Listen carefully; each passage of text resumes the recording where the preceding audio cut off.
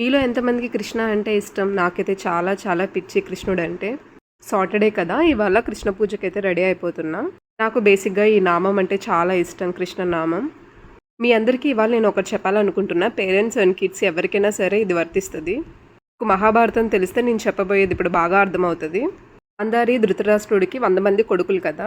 100 మంది కొడుకులుండి ఏం లాభం? ఒక ఆడదాన్ని ఎలా గౌరవించాలో తెలీదు. ధృతరాష్ట్రుడి కంటే నిజంగానే కళ్ళు లేవు. కానీ గాంధారికి కళ్ళుండి కూడా మూసుకుపోయిన దానిలాగా ఉండిపోతది. నిండు సభలో ద్రౌపది శీలం గురించి, క్యారెక్టర్ గురించి మాట్లాడుతున్నా సరే కొడుకులు చేసింది తప్పు అని అందరి ముందర ఒప్పుకోలేకపోయింది.